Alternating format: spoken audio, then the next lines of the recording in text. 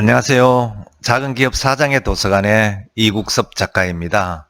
오늘은 지난 시간에 이어서 90년생이 온다 2부 순서를 말씀드리도록 하겠습니다. 이 책을 읽으면서 회사 일을 단순히 일로 생각하는 사람들과 회사 일을 또 다른 하나의 기회로 생각하는 사람의 차이를 생각나게 하는 책이기도 합니다. 여러분들은 어떤 쪽인지 궁금하기도 하고 묻고 싶습니다. 어느 방송 인터뷰에서 90년대생이 회사는 처음부터 가족이 아니고 남이야.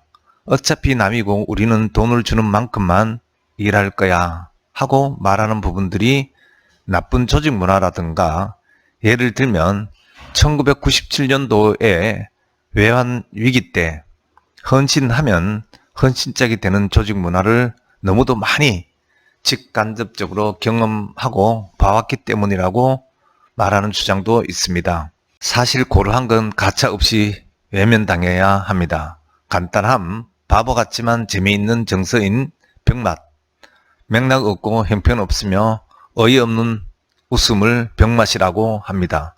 솔직함으로 무장한 거침없는 그들이 바로 90년대생들입니다. 가볍다. 90년대생은 어려서부터 이미 인터넷에 능숙해지고 20대부터 모바일 라이프를 즐겨온 세대들입니다. 모바일 환경이 익숙한 그들은 웹툰이나 온라인 게임, 인터넷 커뮤니티 등에서 생겨나는 신조어나 유머 소재를 빠르게 확산시키는 천병들입니다. 이에 따라서 오프라인과 온라인의 경계도 허물어지고 있는 것이 요즘 현실입니다. 이제 대학의 게시판은 물론이고 기업의 채용 공고나 제품 서비스의 광고에도 새로운 세대의 유행어나 유머 소재들이 쓰이는 세상입니다. 그리고 이들은 나아가서 기업의 솔직함을 요구하기도 합니다. 구직자나 소비자의 입장에서 투명한 정보를 요구하며 재미있고 솔직한 콘셉트의 광고에 열광하기도 합니다. 새로운 세대 90년생의 특징을 반영하지 못한 형식적인 콘텐츠는 철저하게 외면당하게 될 것이라고 주장합니다. 여러분은 동의하실지 모르겠습니다만 저도 익숙하지는 않지만 익숙해지려고 노력하고 있습니다. 세상에는 혼자 이룰 수 있는 건 없습니다. 빠르게 변하는 세상에서는 누구나 기성세대가 된다는 것은 어쩔 수 없는 진리입니다. 새로운 세대와 함께 공존하기 위한 가이드가 필요한 시기입니다. 이 책에서는 많은 90년대생은 일과 삶의 균형을 중요하게 여기고 일터에서도 즐거움을 잃지 않으려고 하며 참여를 통해 인정 욕구를 충족하려 하는 것 같습니다. 그들은 회사가 평생 고용을 보장하지 않는다는 것을 잘 알고 있기에 헌신의 대상을 회사가 아니라 자기 자신과 자신의 미래로 삼고 있습니다. 안정을 추구하는 공무원을 선호하는 한편 창업의 길을 꿈꾸기도 하며 언제든 이직과 퇴사를 생각하기도 합니다. 어느 쪽이든 그들은 사회적 경제적 환경에 적응하며 생존을 위해 각자 최선의 선택을 하고 있는 것입니다. 그러나 기성세대는 자신의 경험에 비추어 생각하기 마련이고 자신들로서는 이해할 수 없는 이들의 선택에 훈수를 두거나 참견을 하곤 합니다.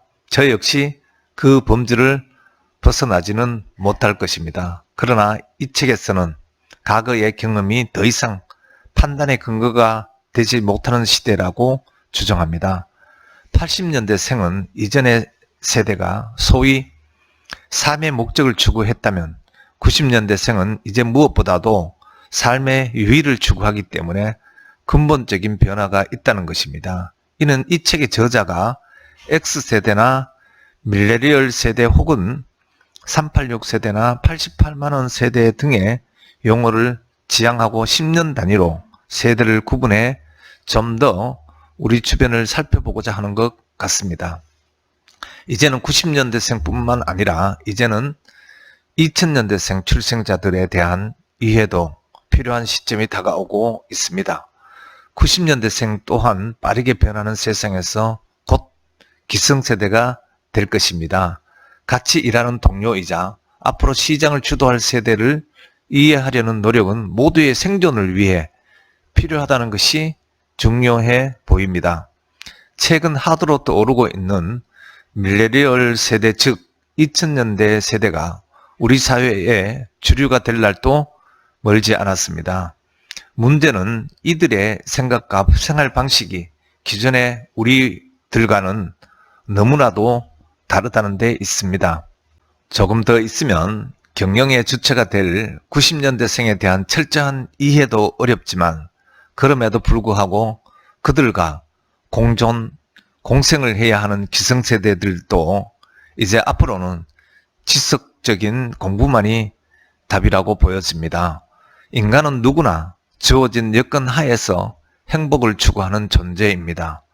90년대생들은 저성장 시대에 고용이 불안정하고 인터넷이 발달한 시대에 맞는 행복 전략을 본능적으로 찾아낸 것입니다. 생각과 생활 방식은 누구나 같을 수는 없습니다. 진정으로 이해해야 할 문제이기에 비즈니스 성공을 위해서라면 반드시 공부하시기를 권합니다. 세상을 변화시키는 것은 사람이고 사람을 변화시키는 것은 학습, 즉 공부라고 합니다.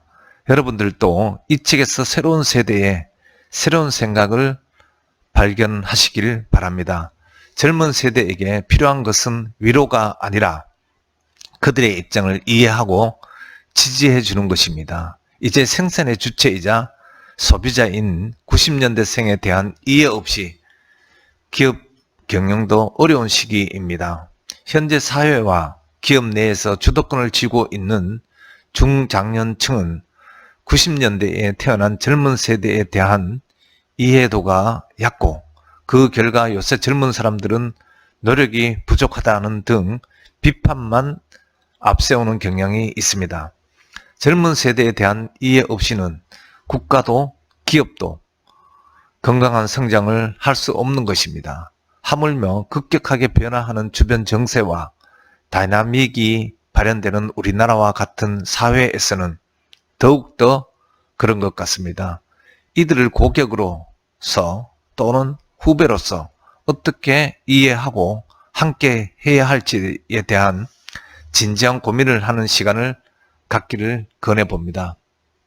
이 책은 몰려오는 90년대생들과 공존하기 위해 이해하기 어려워도 받아들여야 할 부분이 많이 있습니다. 이를 파악하여 각 산업의 마케터 혹은 리더들이라면 새로운 고객을 이해하기 위한 도구와 통찰력을 얻을 수 있는 것입니다. 본격적으로 사회로 나오고 있는 세대를 위한 실질적으로 세대를 비판하기보다는 각 세대가 서로가 포용하는 방향으로 서로의 차이를 인정하는 그런 계기가 되었으면 좋겠습니다. 여러분들은 과연 90년대생들을 얼마나 잘 이해하고 계신가요? 오늘은 여기까지 말씀드리겠습니다. 고맙습니다.